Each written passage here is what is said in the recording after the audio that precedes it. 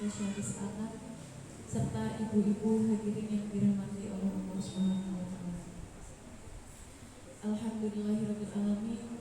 Puji syukur kita panjatkan kepada Allah Subhanahu wa Ta'ala karena taufik dan hidayahnya kita semua bisa berkumpul di tempat yang insyaallah penuh berkah ini dalam keadaan sehat walafiat.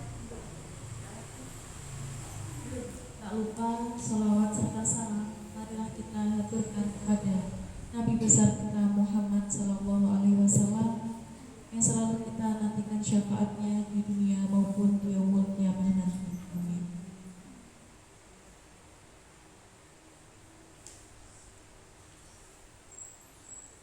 Pertama-tama, marilah kita buka acara pada pagi hari ini dengan bacaan basmalah dan sholawat Nabi bersama-sama. Wahid Isnin Selasa. Bismillahirrahmanirrahim. Allahumma sholli ala Muhammad wa ala ali Muhammad. Selanjutnya, untuk menambah keberkahan pada pertemuan hari ini, mari kita tilawah bersama-sama surat Ad-Duha. Wahid Isnin Selasa. A'udzu billahi minasyaitonir rajim. Bismillahirrahmanirrahim. Wadduha wal-laili idza saja. Ma wadda'aka rabbuka wa ma qala.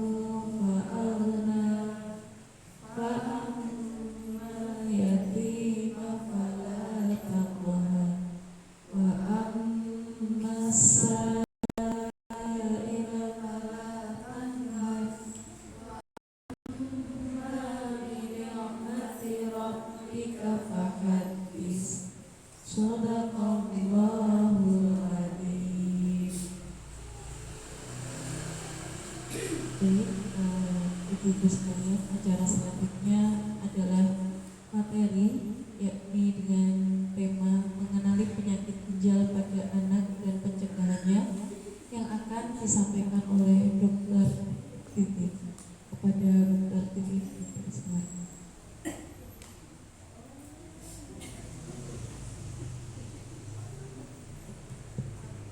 Assalamualaikum warahmatullahi wabarakatuh.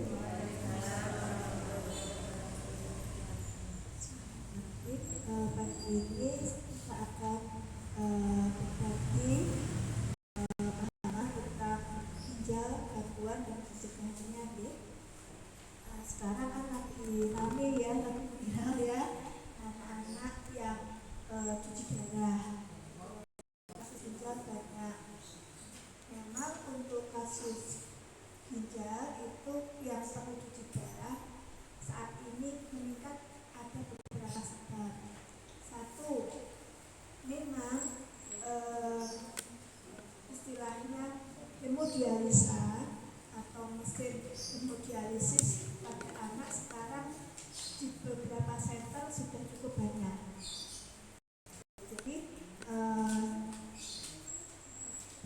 kalau dulu sangat jarang anak-anak yang dihemodialisa karena pemahaman tentang hemodialisa itu baik alat maupun tekniknya itu sebagian besar orang dewasa.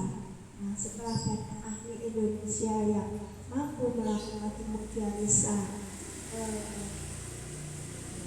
pada anak, maka banyak penemuan kasus yang akan lebih dicari sehingga menyelamatkan lebih banyak anak. Kesannya jumlah ginjalnya meningkat, padahal tidak selalu juga, tidak seviral seperti yang Pak Kembar katakan. Zaman saya dulu mengambil spesialis anak itu sekitar 15 sampai ya sekitar 15 tahun, hampir 18 hingga 15 tahun yang lalu saya mulai belajar pendidikan anak. 2007 itu belum ada hemodialisa pada anak. Setelah saya menginjak tahun ke-3 itu mulai banyak hemodialisa pada anak. Dulu hanya anak-anak yang besar menggunakan alat atau mesinnya dewasa yang dilakukan, sehingga dianggap tidak ada kasus anak, tapi kasus dewasa. Pada tahun 2009 kalau nggak 2010 itu mulai banyak dokter anak yang tertarik mempelajari dan melakukan hemodialisa sendiri sekitar 2009 ya. Sehingga saat sekitar 2010 itu Rumah Sakit Dr. Sutomo sudah mandiri melakukan hemodialisa pada anak, baik secara menggunakan alat atau melalui perut. Jadi istilahnya CAPD ya, continuous ambulatory peritoneal dialisis. Jadi setiap hari secara mandiri orang tua diajari melakukan cuci darah. Nah itu sudah mulai ada, itu sekitar 2009-2010 kita sudah mampu melakukan CAPD dan mulai belajar melakukan hemodialisa baik pada anak yang lebih kecil lagi.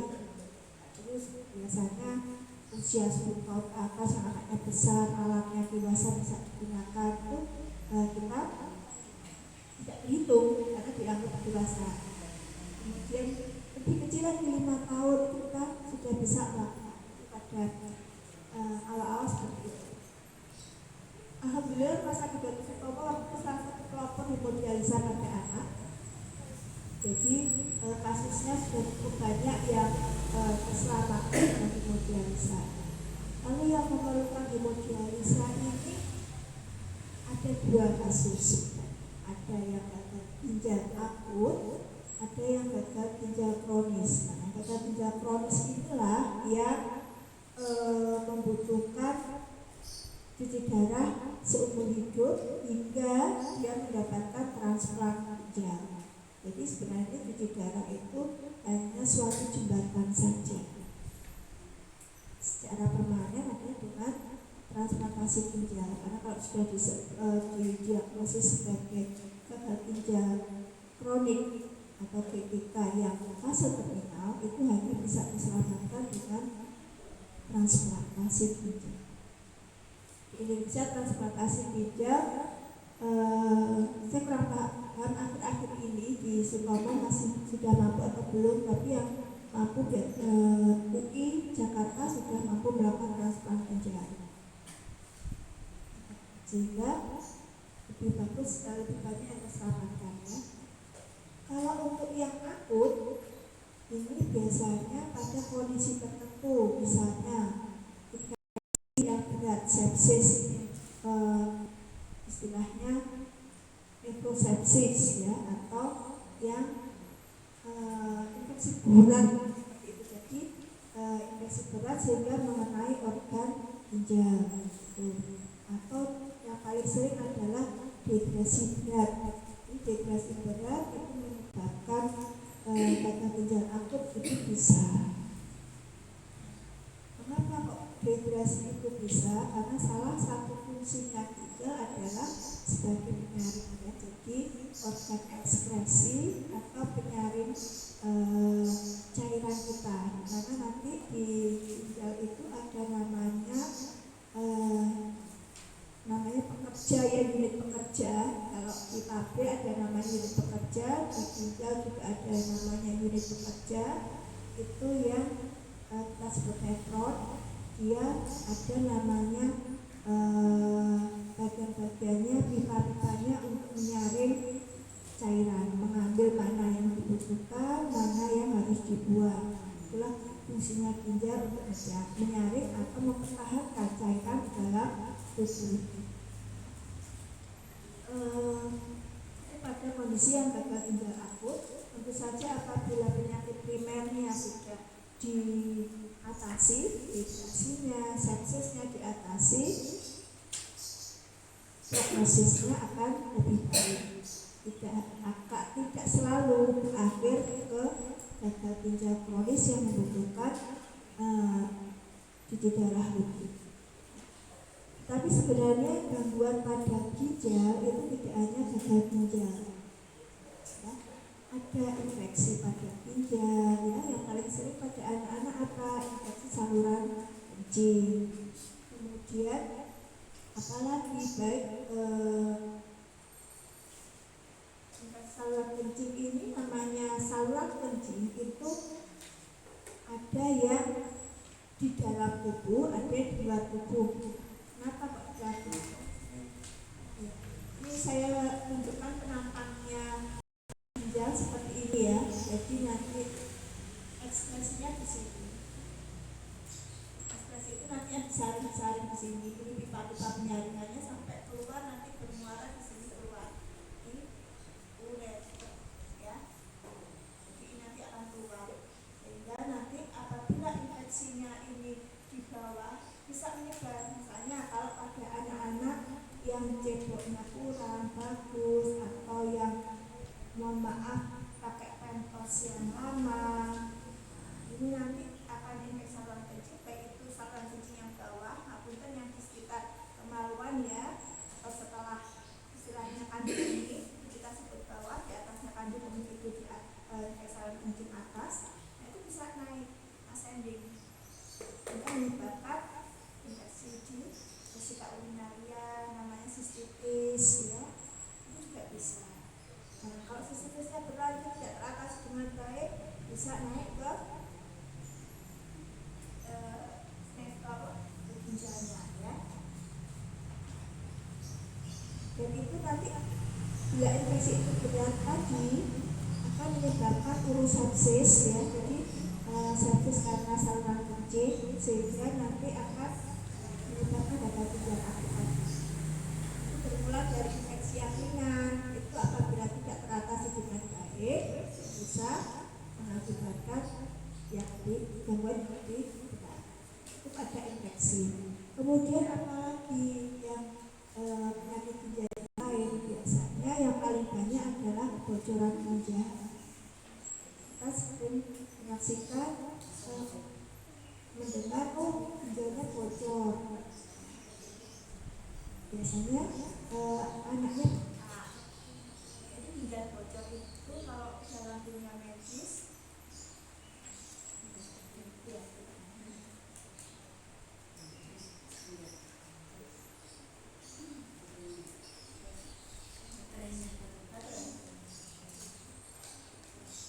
jadi kalau dalam bahasa medis ginjal bocor itu kita sebut sebagai sindroma nefrotik ya. Kenapa kok sindroma nefrotik? Ya, dia ada 3 gejalanya, yaitu bengkak. Bengkaknya itu kalau kita lihat bermula dari mana? Mata. Jadi pada penyakit ginjal, gejala awal itu baik itu sindroma nefrotik ataupun sindroma yang ginjal yang lain, biasanya ada bengkak. Bengkaknya ini berbeda dengan penyakit jantung. Jadi kalau pada penyakit jantung yang bengkak lebih awal kaki. Kalau rata-rata kan kaki ya, pada orang dewasa. Tapi kalau pada ginjal yang bengkak duluan itu mata. Jadi pelupuk matanya ini kelihatan sembab itu di awal seperti itu. Atau bangun tidur kok matanya sembab. Kemudian baru kita lihat, oh perutnya kok agak sedikit terisi cairan atau buncit, istilahnya seperti itu, asitas. Baru nanti ke bawah, jadi dari atas ke bawah, kalau ginjal jatuh dari bawah ke atas, kan ya? Salah satu pembeda seperti itu bengkak. Dan biasanya pada penyakit kebocoran ginjal.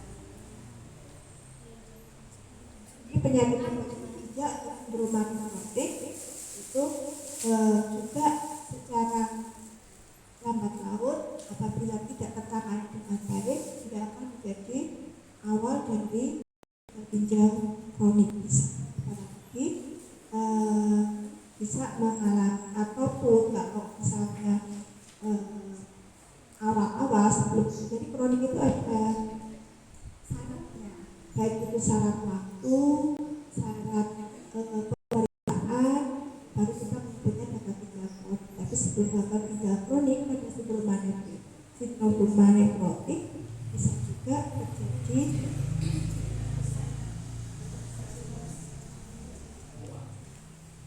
terjadi gagal ginjal akut lebih dahulu.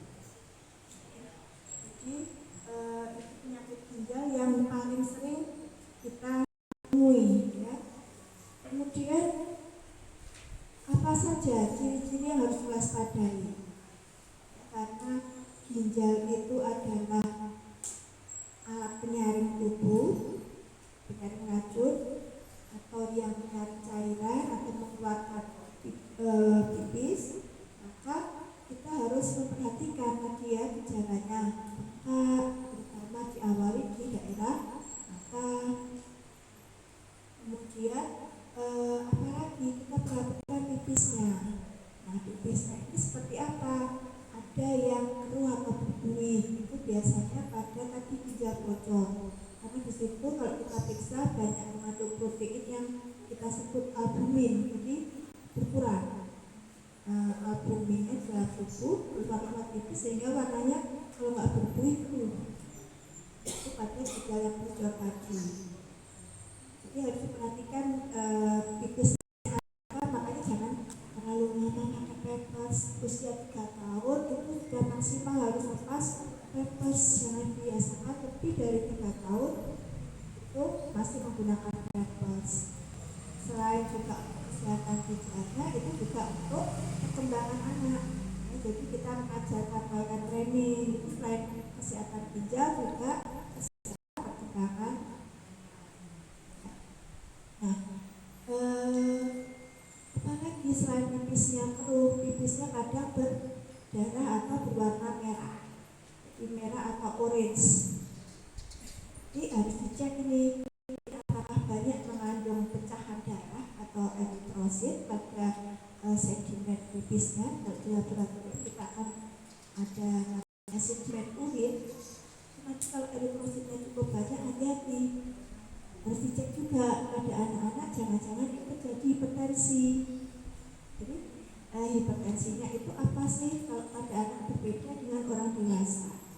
Justru pada anak-anak hipertensinya ini disebabkan karena gangguan ginjal yang kita sebut sebagai glomerulonefritis akut. Biasanya penyebabnya apa? Paling sering adalah kuman ya. Kumannya paling sering dari mana? Dari saluran pernapasan atas. Jadi radang tenggorokan jangan dianggap sepele. Radang tenggorokan yang berpotensi bakterial yang berat itu 1, panas tinggi, mendekati 3, kemudian nyeri telan sekali, dan yang ketiga tidak batuk. Justru kalau tidak batuk jangan dianggap tidak ada apa-apa. Kalau kita sore itu nanti mengarah ke infeksi karena fokus. Nah, itu yang bisa efeknya kemana-mana kalau kita tidak atasi dengan baik. Misalnya nanti terjadi glomerulonefritis akut ini ya, misalnya post-streptococcus ya, atau apalagi jantung. Itu penyakit jantung rematik pada anak itu biasanya juga diawali dari tenggorokan yang tidak diatasi dengan baik. Itu ya, sehingga kita harus lebih aware di awal.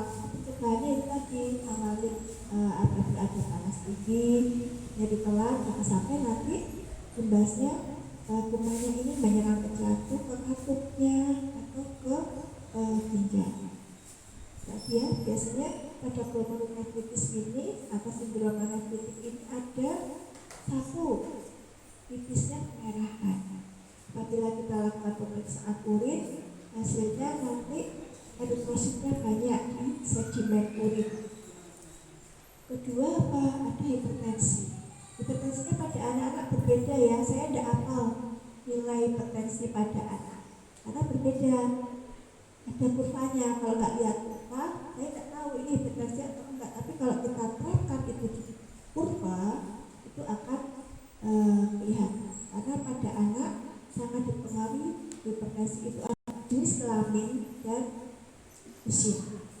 Nah, itu nanti pengaruh sekali.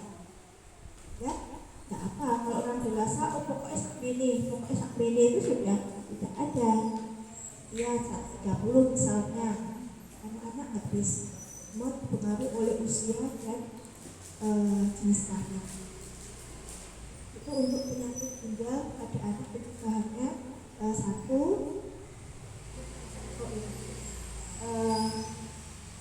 hal-hal yang perlu diwaspadai juga penyakit ginjal pada anak ini bisa primer itu benar-benar menyerang pada ginjalnya saja, bisa juga sekunder. Sekunder ini adalah tantangannya komplikasi dari penyakit yang lain. Misalnya apa? Misalnya pada satu, karena pada anak-anak rata-rata banyak diabetes satu ya. Satu itu dimana dia butuh insulin yang cukup banyak. Insulin yang cukup banyak butuh insulin pada diabetes satu karena produksi insulinnya yang sangat rendah sehingga dia butuh insulin seterusnya mengikut. Nah, sehingga pada anak-anak dengan tipe 1 yang tidak terkontrol, dia akan menjadi namanya KAD. Sudah dehidrasi. Kondisi dehidrasi itu tidak hanya dari muntah-muntah, diare saja, tetapi bisa juga pada komplikasi dari tipe 1 tadi. Kita harus waspada juga apabila ada tanda-tanda dari penyakit kencing manis anak, itu kan juga efeknya ke ginjal. Jadi rembetannya cukup banyak ya, ada anak-anak yang istilahnya penyakit ginjal ini tidak melulu hanya dari ginjalnya, tapi kita juga mewaspadai penyakit primernya tadi ya. Oke. Lalu setelah kita tahu tanda-tandanya tadi, yaitu bengkak, tipis, dan juga hipertensi,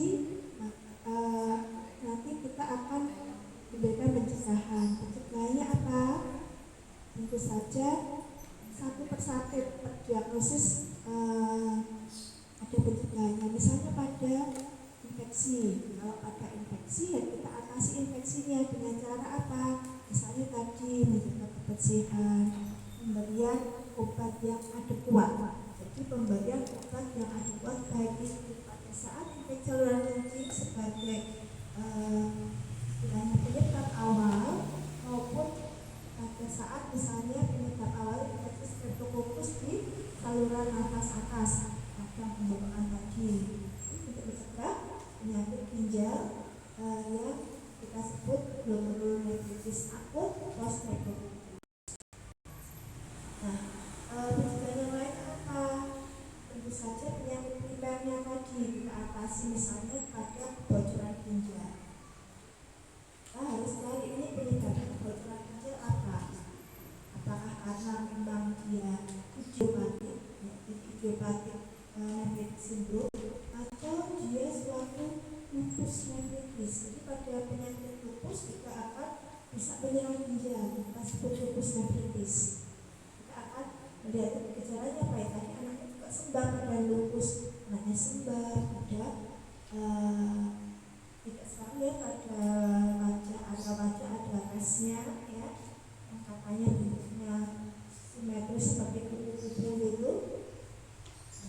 Salah satu tanda juga. Jadi apakah penyakit ginjal ini primer atau sekunder? Sebenarnya karena ada lupus, karena tadi diabetes mellitus ya, itu bisa atau idiopati pada nephrotic syndrome. Itu kita harus waspada itu. Pencegahannya pola hidup siapa ini menjaga kebersihan dan minum yang banyak. Ingat ya, minum yang banyak ini harus hati-hati. Nanti salah persepsi, minum itu tidak berarti air putih. Jadi jangan dianggap bahwa minum anak itu adalah air putih. Ini yang sering orang tua hanya bermakna sempit minum. Minum itu pada anak-anak kalau usia 1 tahun 2 tahun banyak air putihnya, tapi susu. Supaya apa? Kalau kebanyakan air putih, kalau kebanyakan air putih usia awal 2 tahun ke bawah itu satu makanan karena sudah komponen dengan air putih. Gampang ya minum air putih seger enak, udah perutnya berisi sebentar. Akhirnya nggak mau makan. Dan nggak perlu mengingat kan air putih tinggal makan aja, tapi kalau makan kan harus mengingat capek. Jadi anak itu akan males. Sekedar berisi perutnya dia minum air putih saja. Dia nggak bagus juga. Jadi bukan berarti minum air putih itu bagus untuk ginjal, ya. Nah, harus lebih istilahnya lebih merinci lagi atau lebih detail lagi bahwa air putih itu pada anak usia kurang dari 2 tahun dia bisa menyebabkan nggak mau makan. Jadi kalau nggak mau makan, nutrisi untuk lemaknya juga kurang, nutrisi untuk badannya juga kurang, berat badannya juga turun. Maka boleh diberikan air putih setelah makan saja. Ada anak usia yang masih kecil makan ya, tapi kalau anak itu sudah lebih besar, air putih bagus. Jadi kita ada air putih itu seperti pisau ya, ada buah, ada bahayanya ya, ada fungsinya kan pisau. Jadi seperti itu, minum air secukupnya, kan? Jelas waspadai pipisnya, produksinya cukup enggak? Rata-rata anak itu minum 1 cc, anak itu pipis 1 cc per kilo per jam. Itu rata-rata minimal. Kalau bayi lebih banyak lagi, bisa sampai 2 cc. Tapi kalau pada anak-anak minimal 1 cc per kilo per jam. Jadi misalnya kalau beratnya 10, berarti 1 jamnya 10 cc. 24 jam 24 cc itu pada anak dengan minimal, jangan kurang dari itu. Jadi itu perkiraan kasarnya seperti itu. Kalau nilainya kurang, kalau pipesnya kurang, nah ini harus diwaspadai. Anak ini memang produksinya yang kurang atau intake-nya yang kurang, atau anak ini hanya pipis. Ada anak yang baru mulai training dia belum bisa nggak pipis. Nah ini juga harus waspada. Nanti kalau nggak pipis akan terjadi penurunan di vesika urinaria, otomatis ekskresi dari ginjal juga nggak lancar. Nah nanti kemang-kemangnya nggak bisa keluar, nggak bahaya untuk ginjal karena pembentukan cairan bisa akan menjadikan overload cairan jadi sindrom anemia. Bisa depresi pada anak-anak anak belum. Nah, kita harus cek ini anak ini nggak pipisnya karena apa ini, karena dia oleh trainingnya belum bagus dia nggak pipis, atau karena memang ada dehidrasi. Kalau misalnya karena dia tidak mau pipis, terus orang tua memaksa minum, tentu saja anak ini akan kesakitan ya, nggak bisa pipis lagi. Biasanya juga akan overload, bisa muka-muka segala macam. Jadi sebaiknya bagi anak tidak pipis, ya diperiksakan ini kondisinya gimana. Nah, gampangannya kalau kita nggak mungkin menampung urin itu dalam 24 jam, berarti kita bisa memperkirakan paling tidak jangan lebih dari 6 jam ya. Kalau 6 jam nggak pipis ya harus waspada. Boleh kalau coba deh minum dulu yang banyak, pipis nggak? Coba aja tulis minum. Ternyata pipis ya udah, berarti anak ini kurang minum. Jadi saya chance dengan minum dulu. Tapi kalau sudah 24 jam nggak pipis, nah itu yang harus sudah diperiksa. Itu pencegahannya ya, jadi pola makan, pola minum, kemudian juga pemakaian gula. Nah sekarang lagi rame kan ya, yang benar nggak sih pemakaian gula itu bisa menyebabkan gangguan ginjal.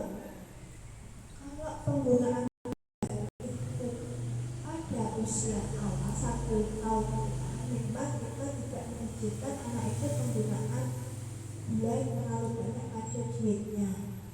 Makanya kalau menyiapkan makanan bayi itu jangan istilahnya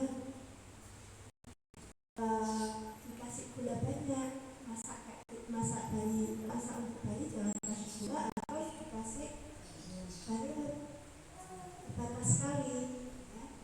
Satu, kedua juga penggunaan snack bayi atau bubur bayi memang kita jangan terlalu banyak, bukan berarti ini pasti nanti jadi gagal ginjal bukan ya, tetapi paling tidak anak itu nanti kadar gulanya yang terlalu tinggi, keluarganya tidak bisa dicerna. Itu menyebabkan misalnya ada penyakit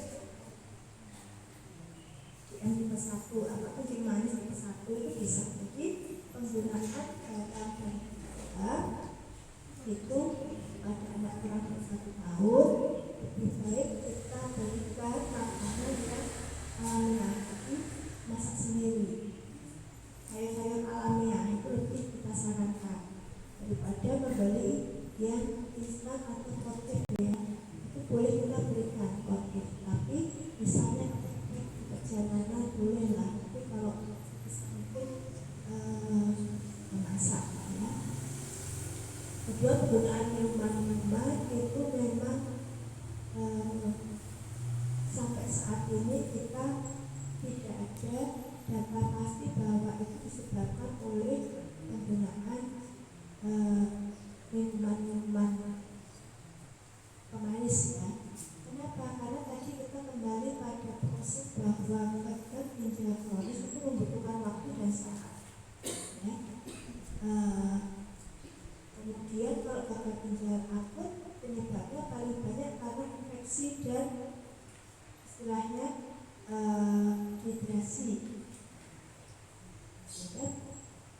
Pemakaian atau penggunaan atau konsumsi minuman-minuman kemasan pemanis itu secara langsung tidak menyebabkan gangguan ginjal. Tidak secara langsung, secara tidak langsung bisa apabila dikonsumsi dalam jangka waktu yang panjang dan terus menerus dan jumlah banyak, tidak diimbangi dengan olahraga dan jadi penumpukan glukosa, penumpukan ginjal sampai juga untuk menyaring. Bisa juga dia insulinnya tidak cukup untuk mencerna glukosa yang ada, ini dia butuh insulin. Seperti itulah yang secara tidak langsung bisa butuh waktu yang panjang dan jumlah yang besar, tapi secara langsung masih belum ada trial pasti karena tadi penyakit ginjalnya ada yang akut dan seperti itu. Jadi misalnya pengen minuman yang kemasan boleh, tapi ada syaratnya. Misalnya aduknya yang banyak, setelah itu olahraga. Anaknya jadi diajak olahraga jangan minum air misalnya kotaknya bunganya sambil main game. Nanti anaknya jadi obesitas nanti bisa menyebabkan kencing manis lagi, lama-lama jadi pencegahannya itu ada. Jadi yang pertama pencegahannya satu, sehat, menjaga kebersihan, training, kemudian minum yang sesuai usia dan secukupnya. Ketiga adalah menjaga olahraga yang teratur. Kalau anak-anak olahraganya apa ya udah diajak main-main aja di halaman, bukan harus tiap hari kan, berenang seminggu sekali atau seminggu 2 kali lah. Tapi kalau sehari-hari olahraganya apa, yuk main sepedahan di halaman. Kalau misalnya khawatir di jalan, atau kalau halamannya sempit ya udahlah di rumah misalnya nanti ada di garasi ada dikasih ring-ringan gitu, itulah basket pakai karat. Kalau ayah masih kerja mau benar dipakai ayah kan garasinya bisa untuk menggunakan uang olahraga semaksimal. Kemudian yang saya sampaikan. Kalau ada pertanyaan,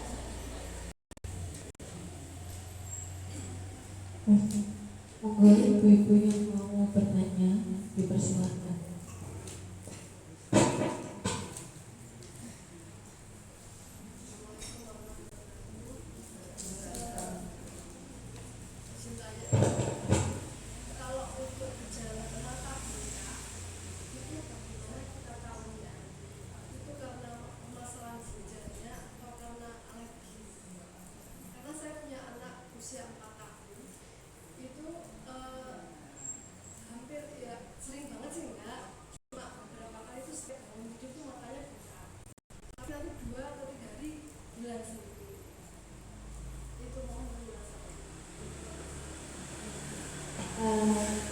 membedakannya satu, ada penyakit alergi. Apa saja alergi itu ya, bisa karena apa ya, bisa karena asma.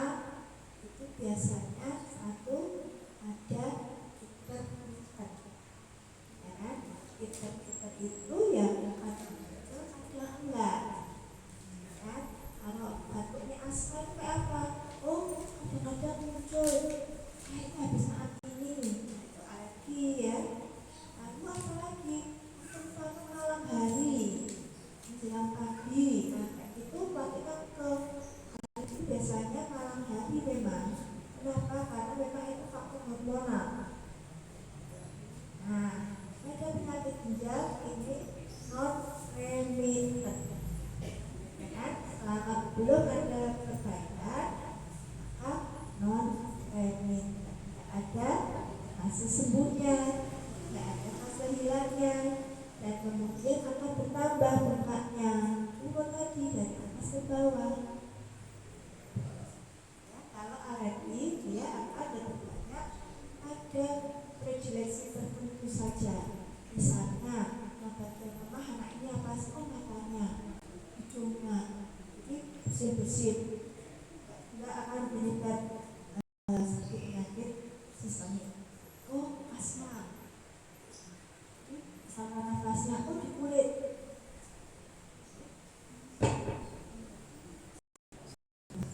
Terima kasih Bu Dr. Vivi. Mungkin ada ibu-ibu lainnya yang mau bertanya, dipersilakan. Assalamualaikum warahmatullahi wabarakatuh. Dr. Vivi, mau tanya, kan yang lagi viral sekarang itu penggunaan susu ya, susu UHT, susu formula itu untuk anak-anak baiknya itu seberapa? Maksudnya kadang kan anak-anak juga kita sebagai orang tua ya nggak apa-apa susu apa, misalnya kita pilihkan susu dengan kadar gula yang sedikit, tapi baiknya itu seberapa gitu, atau tidak boleh sama sekali, atau seberapanya gitu. Ya, kalau Karena setiap susu pasti kan ada kandungan gulanya, untuk susu formula pun. kalau untuk susu semua sudah terukur ya, susu UHT ya, gulanya ya. Artinya dengan kental atau osmolaritas yang sudah disesuaikan dengan cairan tubuh kita. Jadi susu baik itu UHT maupun susu formula kita harus membuatnya dengan sesuai aturan. Pertama yang susu formula yang bubuk ya, kita harus sesuai takaran. Artinya takaran itu apa? Itu kekentalan. Dalam tubuh kita itu ada kekentalan cairan. Susu itu menyesuaikan kekentalan cairan atau osmolaritas istilahnya. Kalau terlalu baik tinggi tidak bagus juga, terlalu encer tidak bagus juga. Jadi kita nggak boleh pilih kita contoh ini, kalau sesuai takaran nggak boleh, jadi harus sesuai dengan takaran karena sudah sesuai dengan osmolaritas. Lalu bagaimana dengan gula? Gula itu ada susu baik susu UHT maupun susu pemaksa apa susu formula bubuk, itu semua sudah disesuaikan. Jadi pada kemasan tersebut itu pasti sudah disesuaikan. Ada aturannya dari BPOM sudah diukur. Tetapi penggunaannya terus-terusan itu juga tidak baik. Kalau hanya satu yang kecil, kemasan kecil, satu atau dua sehari masih aman. Tapi kalau terus-terusan yang diminum hanya itu saja, tidak boleh. Kemasan kecil ya, kalau yang kemasan besar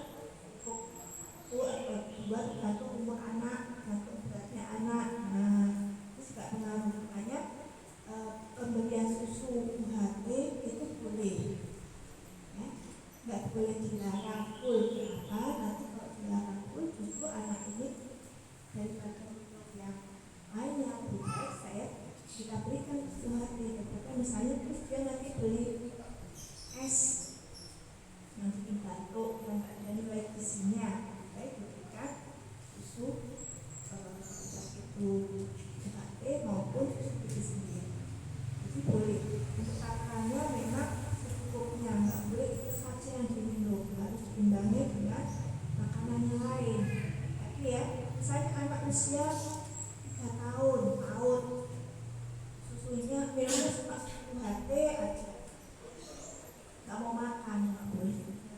Jadi stop 10 HT nya sampai dia mau makan.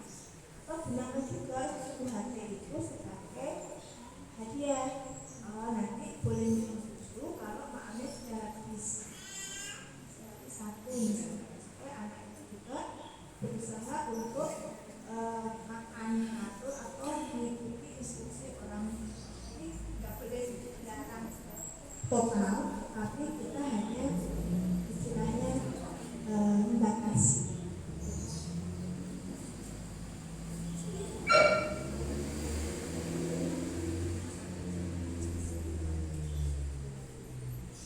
Mungkin ibu-ibu yang di luar monggo juga bertanya. Ini Dokter Firly membuka pertanyaan 2 lagi. Monggo.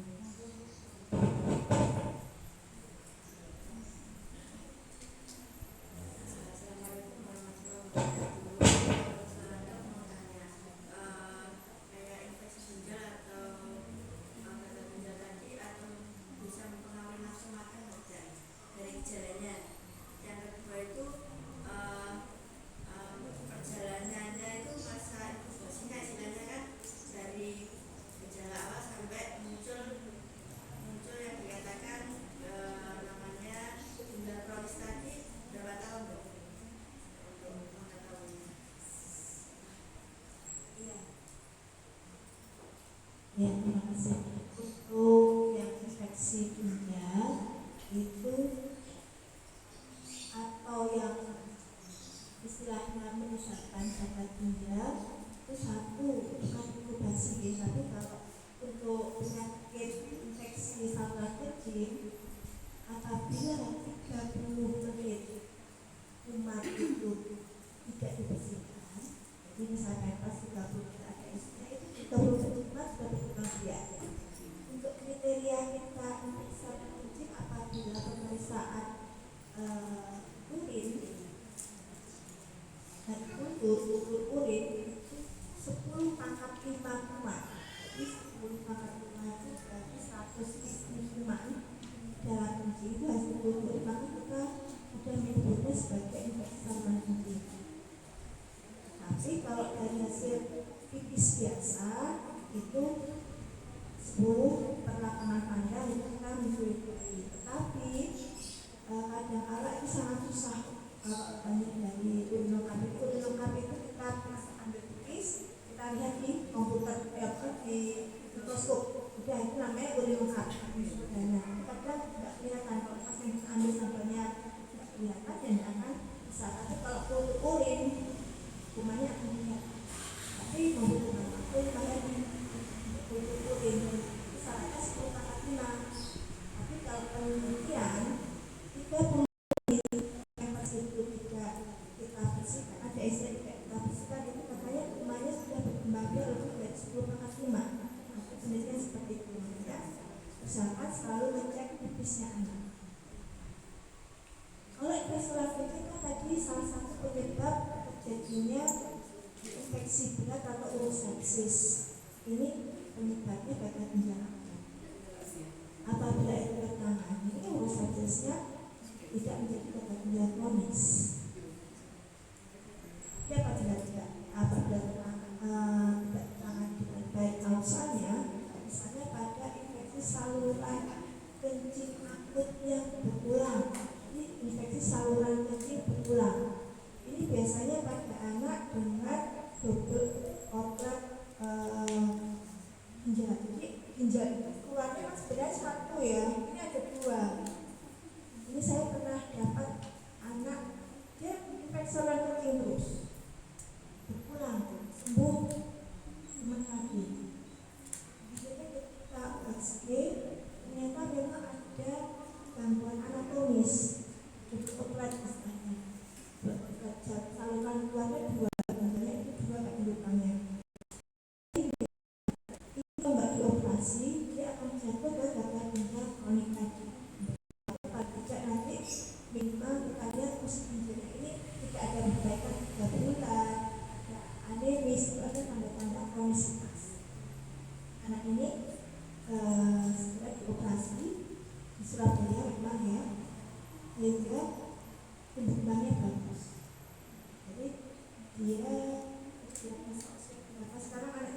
SD. Gemuk setelah ketahuan bahwa dia ada gangguan ginjal, kelainan bawaan ya, kelainan bawaan pada ginjal yang menyebabkan infeksi berulang. Lalu setelah operasi dia terus gemuk anaknya. Kemudian tentu saja gangguan ginjal ini bisa menyebabkan gangguan perkembangan. Pada gagal ginjal kronik itu bisa menyebabkan gangguan perkembangan dan anaknya memang rata-rata pertumbuhannya tidak bagus. Ada gagal ginjal kronik, ya. Tetapi tidak bisa dibalik. Oh, kalau pertumbuhannya nggak bagus, jangan-jangan dia gagal ginjal kronik. Gitu ya, jadi tidak berlaku kebalikan ya. Ada anak-anak ginjal kronik pertumbuhan tidak bagus, tapi pada anak yang pertumbuhannya tidak bagus tidak selalu berarti ada gagal ginjal. Setiap infeksi jadi akan menyebabkan atau kondisi yang panas pasti nafsu makan akan turun. Jadi nafsu makan itu sangat dipengaruhi oleh banyak faktor. Apakah dia lagi sakit, atau anak itu tidak mood, atau anak itu sudah kenyang dari makanan yang tidak bergizi tadi, misalnya kebanyakan air putih, ya dia akan kenyang, semangat pasti akan turun. Atau dia sudah kebanyakan jajan, makan gula-gula, pasti dia nggak akan mau makan, karena gula itu kan sebenarnya kan glukosa itu digunakan untuk energi kan, tapi energinya langsung dipecah. Glukosa langsung dipecah habis. Jadi dia terasa kenyang saat kalau kita menggunakan glukosa, tapi tidak berlaku lama karena tidak bisa menjadi cadangan energi. Nah, seperti itu penyebab anak tidak mau makan. Jadi memang pada anak tidak mau makan harus kita curigai ada gangguan apa? Apakah ada gangguan ginjalnya, gangguan di livernya misalnya, itu harus kita waspadai. Atau hanya sekedar karena anak ini sudah kenyangan atau ada makanan. Jadi hati-hati pada anak tidak mau makan juga. Karena saya juga pernah ada kasus anak ini sekian bulan atau sekian tahun dia nafsu makan sehingga sangat kurus. Saya lupa harusnya dia SMP atau berapa ya. Kondisinya memang berat karena sudah sekian bulan dia dicek lengkap seperti itu. Namanya itu kan tidak ada banyak pemeriksaan yang tidak lengkap, jadi harus kita rujuk ke Surabaya.